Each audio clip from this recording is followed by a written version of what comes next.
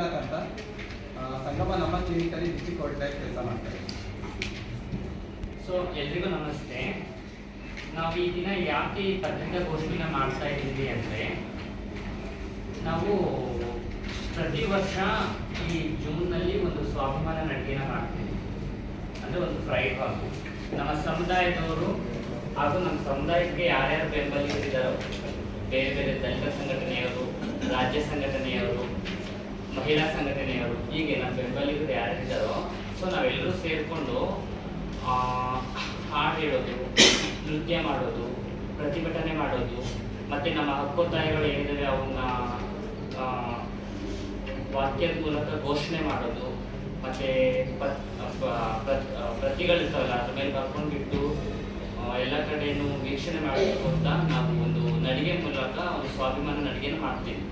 So ಯಾಕೆ ಈ ಸ್ವಾಭಿಮಾನ ನಡಿಗೆ ಮಾಡ್ತೀವಿ ಅಂದರೆ, ಜೂನ್ 29, 1969ರಲ್ಲಿ ಅಮೇರಿಕದ ನ್ಯೂಯಾರ್ಕ್ನಲ್ಲಿ ಗ್ರೀನಿಚ್ ಪ್ರದೇಶ ಅಂತ ಇರುತ್ತೆ. ಅಲ್ಲಿ ಒಂದು ಬಾರ್ ಇರುತ್ತೆ.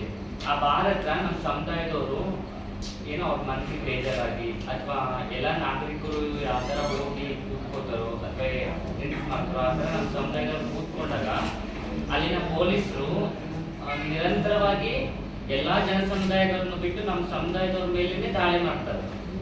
ಸೊ ಈ ನಿರಂತರ ಕಿರುಕುಳ ಕೊಡ್ತಾರೆ ಅವ್ರಿಗೆ. ಹಲ್ಲೆ ಮಾಡೋದಾಗಿರ್ಬೋದು, ಕೆಟ್ಟ ಮಾತಲ್ಲಿ ಬರೆಯೋದಾಗಿರ್ಬೋದು, ಈ ಥರ ಮಾಡಬೇಕಾದ್ರೆ ನಮ್ಮ ಸಮುದಾಯದವರು ಅವರಿಗೆ ತಿರುಗಿ ಬೀಳ್ತಾರೆ.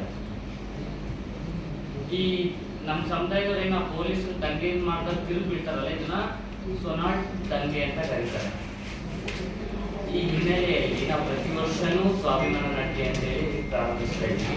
ಈ ಸ್ವಾಭಿಮಾನ ನಡಿಗೆಯಲ್ಲಿ ನಮ್ಮ ಹಕ್ಕೊತ್ತಾಯಗಳು, ನಮಗೆ ಏನು ಸರ್ಕಾರದಿಂದ ಏನೇನು ಮೂಲಭೂತ ಸೌಕರ್ಯಗಳು ಏನೇನು ಸಿಗಬೇಕು, ಮತ್ತೆ ಸಮಾಜದಲ್ಲಿ ನಾವು ಎಲ್ಲ ವ್ಯಕ್ತಿಗಳಾಗಿ ನಾವು ಕೂಡ ಬದುಕಬೇಕು ಅನ್ನೋ ಒಂದು ಮನೋಭಾವನೆ ಇಟ್ಕೊಂಡು ಈ ಸ್ವಾಭಿಮಾನ ನಡಿಗೆನ ಪ್ರಾರಂಭ ಮಾಡ್ತಾ ಇದ್ದೀವಿ. ಸೊ ಈ ಹಾಸನದಲ್ಲಿ ಈ ವರ್ಷ ಮಾಡಿದ್ರೆ 2ನೇ ಬಾರಿ ಆಗುತ್ತೆ. ಮತ್ತೆ ಇನ್ನು ಮುಂದುವರಿದು ಲೈಂಗಿಕ ಅಲ್ಪಸಂಖ್ಯಾತರ ಅಭಿವೃದ್ಧಿ ನಿಗಮವನ್ನು ತಕ್ಷಣ ಸ್ಥಾಪಿಸಬೇಕು. ಸರ್ವತೋಮುಖ ಅಭಿವೃದ್ಧಿಗಾಗಿ ಕನಿಷ್ಠ 250 ಕೋಟಿಗಳ ಪ್ರತ್ಯೇಕ ಬಜೆಟ್ ನೀಡಬೇಕು. ಟ್ರಾನ್ಸ್ಜೆಂಡರ್ ವ್ಯಕ್ತಿಗಳು ತಿದ್ದುಪಡಿ ಮಸೂದೆ 2026 ಹಿಂತೆಗೆದುಕೊಳ್ಳಬೇಕು. ವಸತಿ ಹಾಸ್ಟೆಲ್ ಮತ್ತು ಶೆಲ್ಟರ್ಗಳನ್ನು ತಕ್ಷಣ ಒದಗಿಸಬೇಕು. ಪ್ರತಿ ವರ್ಷ ಕನಿಷ್ಠ 500ಕ್ಕೂ ಹೆಚ್ಚು ಮನೆಗಳನ್ನು ಒದಗಿಸಬೇಕು. ಮತ್ತು ಟ್ರಾನ್ಸ್ಜೆಂಡರ್ಗಳಿಗೆ ಸರ್ಜರೀಸ್ನ ಸರ್ಕಾರಿ ಹಾಸ್ಪಿಟಲಲ್ಲಿ ಉಚಿತವಾಗಿ ನೀಡಬೇಕು. ಮತ್ತು ಪ್ರೈವೇಟ್ ಕಂಪ್ನಿಗಳಲ್ಲಿ ಎಚ್ ಆರ್ ಪಾಲಿಸಿಯಲ್ಲಿ ಟ್ರಾನ್ಸ್ಜೆಂಡರ್ ಅವರಿಗೆ ಕೆಲಸ ಕೊಡಬೇಕಂತ ಐತೆ. ಬಟ್ ಯಾವುದೇ ಪ್ರೈವೇಟ್ ಕಂಪ್ನಿಗಳಲ್ಲಿ HR ಗಳು ಕೆಲಸ ಕೊಡ್ತಿಲ್ಲ ಟ್ರಾನ್ಸ್ಜೆಂಡರ್ ಅವರಿಗೆ. ಒಂದು ಬಜೆಟ್ ಮಂಡನೆ ಮಾಡಿದ್ರು ರೀಸೆಂಟ್ ಆಗಿ. ಸೊ ಆ ಬಜೆಟ್ ಮಂಡನೆಯಲ್ಲಿ ಎಲ್ಲ ಒಂದು ಜನಸಾಮಾನ್ಯರಿಗೆ ಇಷ್ಟಿಷ್ಟು ಅಂತೇಳಿ ಬಜೆಟ್ನ ಬಿಡುಗಡೆ ಮಾಡಿದ್ರು. ಆದರೆ ನಮ್ಮ ಸಮುದಾಯದವರಿಗೆ ಯಾವುದೇ ರೀತಿ ಹಣನ ಬಿಡುಗಡೆ ಮಾಡಿಲ್ಲ, ಒಂದು ಬಜೆಟ್ನ ಕೊಟ್ಟಿಲ್ಲ. ಮತ್ತೆ ಒಂದು 2026ರಲ್ಲಿ ಒಂದು ಮಸೂದೆನ ಬಿಲ್ ಬಿಡುಗಡೆ ಮಾಡಿದ್ದಾರೆ. ಸೊ ಆ ಬಿಲ್ಲಲ್ಲಿ ಏನಿದೆ ಅಂದರೆ, ನಮ್ಮ ಏನು ಟ್ರಾನ್ಸ್ ವುಮೆನ್ನು, ಟ್ರಾನ್ಸ್ ಹೆಣ್ಣು ಮತ್ತು ಲಿಂಗತ್ವ ಅಲ್ಪಸಂಖ್ಯಾತರು ನಾವೇನೆಲ್ಲರೂ ಇದ್ದೀವಲ್ಲ ನಮ್ಮ ಸಮುದಾಯದವ್ರನ್ನ, ಸೊ ಸರ್ಕಾರ ಗುರುತಿಸ್ತಂತೆ. ಅಂದರೆ ನಮ್ಮ ಅಂಗನ, ನಮ್ಮ ಆ್ಯಕ್ಟಿವಿಟೀಸ್ನ ಅವರು ವೈಯಕ್ತಿಕವಾಗಿ ಅವ್ರು ನೋಡಿಬಿಟ್ಟು ನಮ್ಮನ್ನ ನೀವು ಗಂಡು ಇಲ್ಲ ಹೆಣ್ಣು ಟ್ರಾನ್ಸ್ಜೆಂಡರು ಅಂತ ಗುರುತಿಸ್ತಾರೆ. ಇದು ಎಷ್ಟು ಮಟ್ಟಿಗೆ ಸರಿ? ನಮ್ಮ ದೇಹ ನಮ್ಮ ಹಕ್ಕು, ನಮ್ಮ ಲಿಂಗತ್ವ ನಮ್ಮ ಹಕ್ಕು. ನಮ್ಮ ಮನಸ್ಸಲ್ಲಿ ನಮ್ಮದು ಏನು ಬದಲಾವಣೆ ಆಗಿದೆ, ನಾವು ಯಾವ ಥರ ಇದ್ದೀವಿ, ಹೆಣ್ಣಿನ ಥರ ಇದ್ದೀವೋ ಅಥವಾ ಗಂಡಿನ ಥರ ಇದ್ದೀವೋ ಅನ್ನೋದು ನಮಗೆ ಗೊತ್ತಿರುತ್ತೆ. ಅದು ನಮ್ಮ ವೈಯಕ್ತಿಕ. ಒಂದು ಮನುಷ್ಯನ ಅಂಗಾಂಗ ನೋಡಿದ ತಕ್ಷಣ ಹೇಳೋಕ್ಕಾಗುತ್ತಾ ಅವ್ರು ಗಂಡು ಅವ್ರು ಹೆಣ್ಣು ಅಂತ? ಸೊ ನೀವು ಇಷ್ಟು ಜನ ಇದ್ರೆ ನೀವು ಗುರುತಿಸ್ತೀರಾ ನಮ್ಮಲ್ಲಿ ಯಾರು ಟ್ರಾನ್ಸ್ಜೆಂಡರು, ಟ್ರಾನ್ಸ್ ಮೆನ್ನು, ಟ್ರಾನ್ಸ್ ವುಮೆನ್ನು ಅಂತ? ನಾವು ಹೇಳ್ಕೊಳ್ತಿಕ್ಕಿಂತ ನಿಮಗೆ ಗೊತ್ತಾಗಿತ್ತು. ಈ ಥರ ಸರ್ಕಾರ ಈ ಥರ ಇದು ಬಿಡುಗಡೆ ಮಾಡಿದ್ರೆ ಎಷ್ಟು ಮಟ್ಟಿಗೆ ಸರಿ? ಶೋಷಿತರಲ್ಲೇ ಶೋಷಿತಕ್ಕೊಳಗಾದ ನಮ್ಮ ಸಮುದಾಯನ ಇದು ಎಷ್ಟು ಮಟ್ಟಿಗೆ ಶೋಷಿತ ಮಾಡ್ಬೋದು ಸರ್ಕಾರ?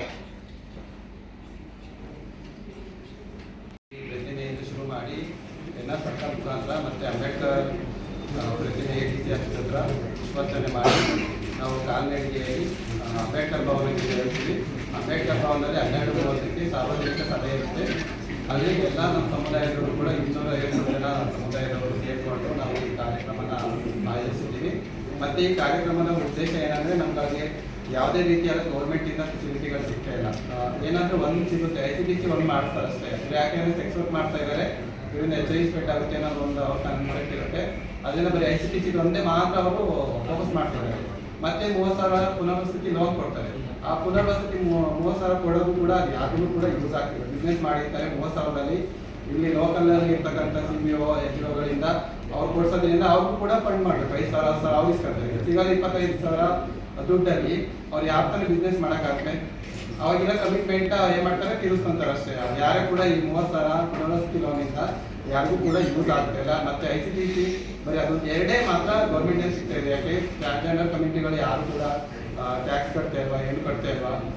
ಅವರು ಸಾರ್ವಜನಿಕರ ಥರನೇ ಎಲ್ಲದನ್ನೂ ಕೂಡ ಪರ್ಚೇಸ್ ಮಾಡ್ತಾರೆ, ಅವ್ರ ಥರನೇ ಎಲ್ಲ ಜೀವನ ಮಾಡ್ತಾರೆ, ಅವರು ಕೂಡ ಟ್ರಾವೆಲ್ ಮಾಡ್ತಾರೆ, ಅವರು ಕೂಡ GST ಎಲ್ಲ ಕಟ್ತಾ ಇರೋದ್ರಿಂದ ಅವ್ರಿಗೆ ಯಾಕೆ ಬಜೆಟಲ್ಲಿ ₹1 ಕೂಡ ಅವ್ರು ಮೀಸಲಿಡ್ತಾ ಇಲ್ಲ. ನಾವು ಇದೇ ಪತ್ರಿಕಾ ಭವನದಲ್ಲಿ ಫೆಬ್ರವರಿ ತಿಂಗಳು ಮಾಡಿದ್ವಿ. ಅಧಿವೇಶನಕ್ಕಿಂತ ಮುಂಚೆ ಒಂದು 6 ಮುಂಚೆ ನಮಗೂ ಕೂಡ ಒಂದು ಅಭಿವೃದ್ಧಿ ನಿಗಮ ತೆಗೀರಿ, ಮತ್ತೆ ವರ್ಷಕ್ಕೆ 250 ಕೋಟಿ ಅವ್ರು ಹೇಳಿದ್ರು. ಸರ್ಕಾರ ಬರೋಕ್ಕಿಂತ ಮುಂಚೆನೇ ಹೇಳಿದ್ರು ಇದನ್ನ ಮಾಡ್ತೀವಿ ನಿಮ್ಗೋಸ್ಕರ ಅಂತ. ಆದರೆ 2-3 ವರ್ಷ ಆದರೂ ಕೂಡ ಈ ನಿಗಮದ ತೆಗೆದಿಲ್ಲ. ಮತ್ತೆ ನಮ್ಮಗಳಿಗೆ ಯಾವುದೇ ರೀತಿಯಾದ ಸೌಲಭ್ಯಗಳನ್ನು ಕೂಡ ಸರ್ಕಾರದಿಂದ ಬರ್ತಾ ಇಲ್ಲ. ಆ ನಿಟ್ಟಿನಲ್ಲಿ ನಾವು ಕಾಲ್ನಡಿಗೆ ಮಾಡ್ಕೊಂಡು ಪ್ರತಿಭಟನೆ ಮಾಡ್ತಾ ಇದ್ದೀವಿ.